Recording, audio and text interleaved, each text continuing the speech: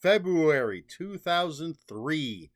Still living my life, still picture framing, still reading a lot of books, still some media tie ins, but a lot of other great stuff as well. So let's jump right in. We do start with a media tie in, which is Smallville Dragon by Alan Grant, of course, an original novel based on the Superman, pre Superman TV show Smallville. In this, there's a killer named Ray Dansk who has escaped from prison, I believe, and is returning to his hometown of Smallville. He hides in a cave. He drinks some kryptonite tainted water and starts taking on dragon like characteristics, basically strength, and starts getting scales, I think. Uh, Meanwhile, Clark Kent is losing his powers and forgetting that he ever had any. Dansk wants to kill all the witnesses who were at his murder trial and things. Of course, Clark's going to have to stop him, but how's he going to do it without powers? Um, if you're a fan of Smallville or Superman, decent book. I didn't watch all of Smallville. I've mentioned this before, but I did enjoy the first few seasons, and I like reading this kind of thing. So that's Smallville Dragon by Alan Grant. Next up, we have Buffy the Vampire Slayer, Tales of the Slayer, Volume 2.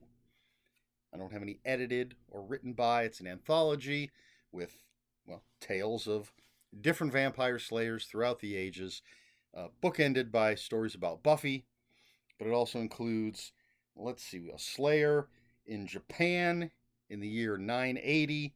We've got a pirate slayer in 1661. So different eras, different locations, different vampire slayers. And some of the authors include Max Allan Collins, Greg Cox, Christine Catherine Rush, and a bunch of others. For fans of Buffy the Vampire Slayer. And I like seeing different slayers in different places living different lives. After that, we have Breakout by Richard Stark, a Parker novel. This is one of the newer ones. There are only 3 more after this, if I'm looking at my stacks correctly. In this one, Parker breaks out of prison with some other convicts. They go on the run, plan another heist, but there's all sorts of people after them and craziness in the city that they're hiding out in. All the Parker novels are great, as far as I know. All the ones I've read are fantastic. You know, you've got a criminal main character. They're just great crime novels. And you're following the bad guy. Really, really good stuff. All right, after that, a book that I should have, but I don't.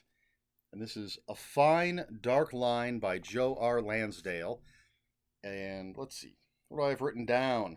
The main character is, I think he's a 13-year-old boy, Stanley Mitchell Jr. Takes place in Texas in 1958.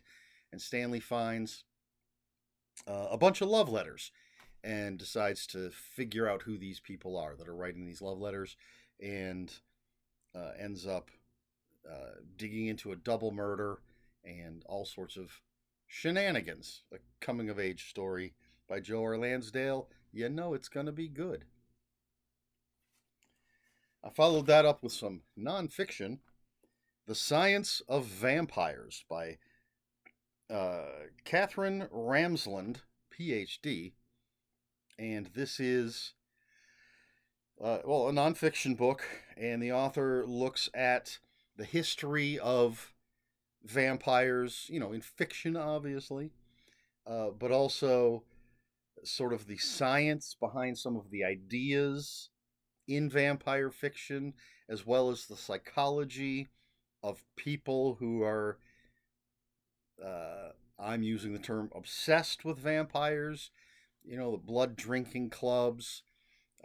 Not saying that these people are real vampires in the supernatural sense, but you know, people that feel compelled to drink blood, people who do it for sexual reasons. So just digs into all this sort of thing in the vampire mythos.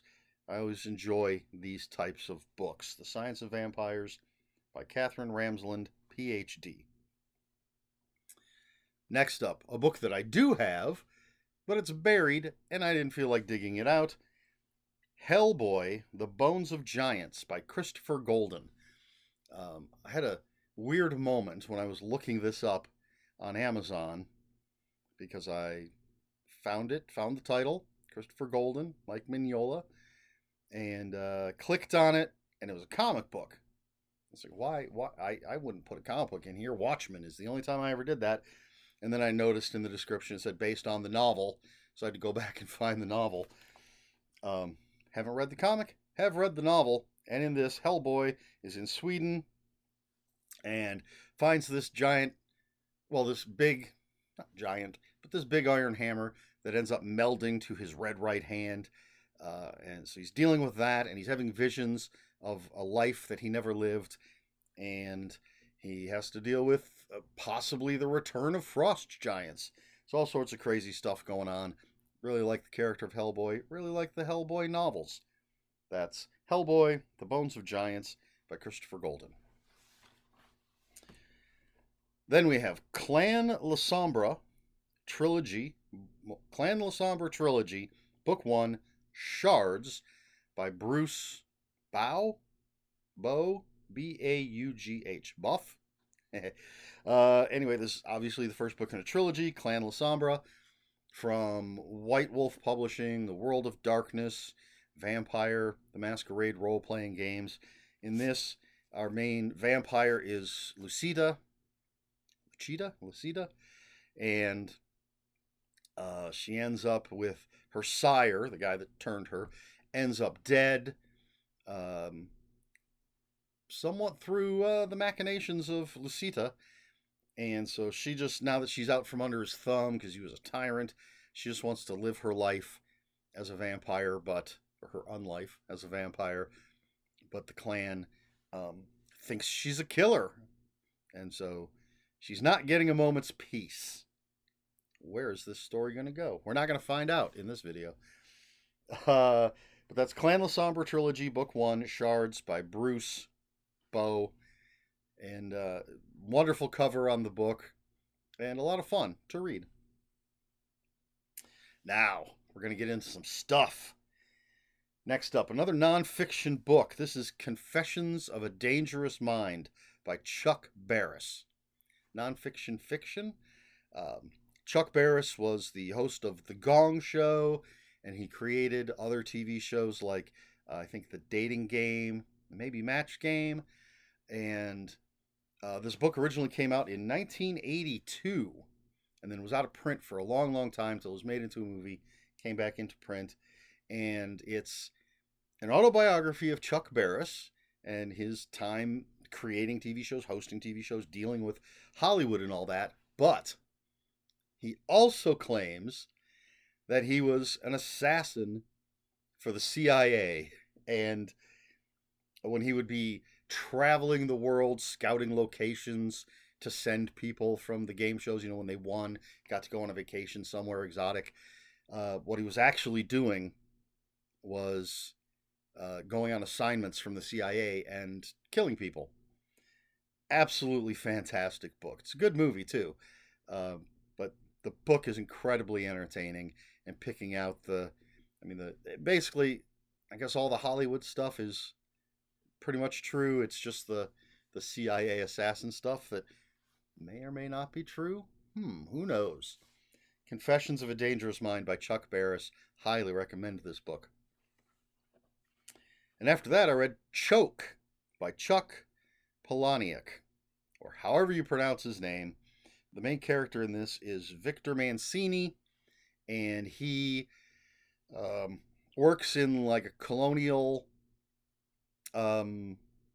place, whatever you call it, where like Colonial Williamsburg, that kind of place, where he's a character from olden times, maybe even colonial times, for tourists and stuff.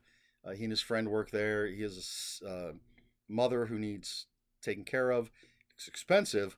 So what Victor does is he will go to really fancy restaurants act like he's choking, and then when someone saves him, somehow like they feel responsible for him, and they find out that he's this poor guy, and they send him money.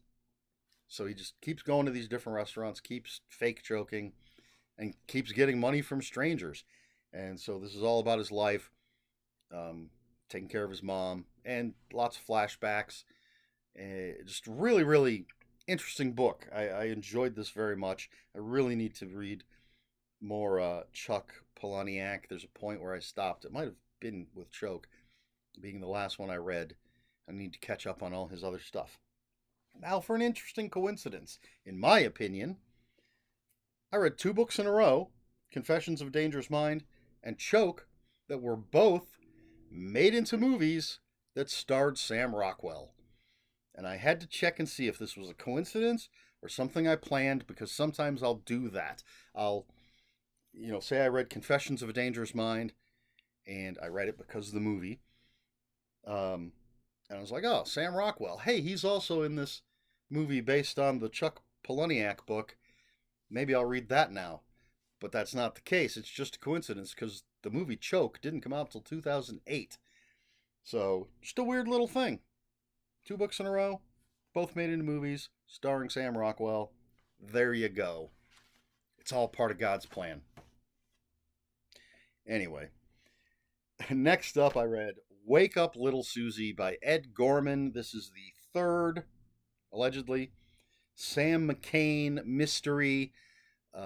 There's a parade going on, and inside an old Edsel, they find the body of Susan Squires. And so Sam McCain, who's private eye, is hired to find out what happened.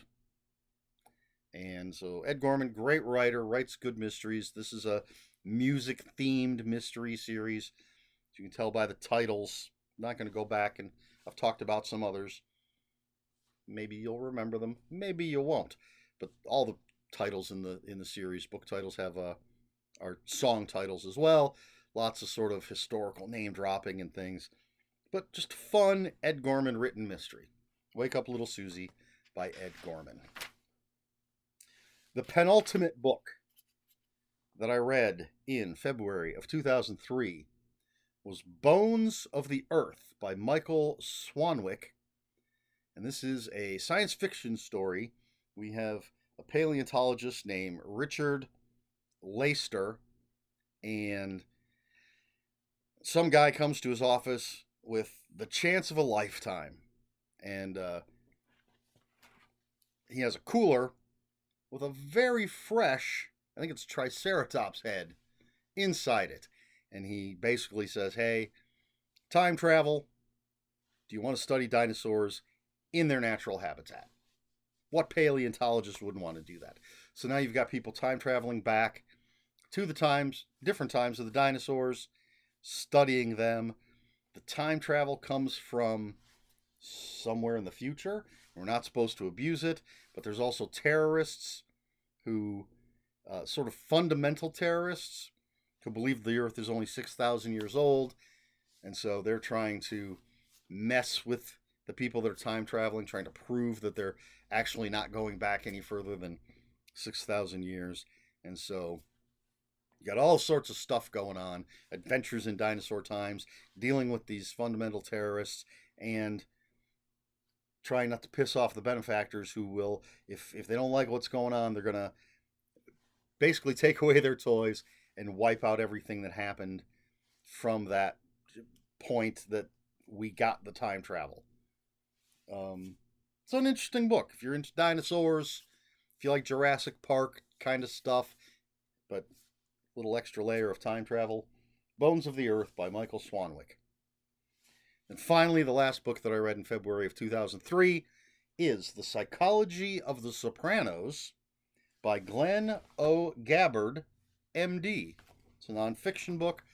Full disclosure, I have never seen a single episode of The Sopranos.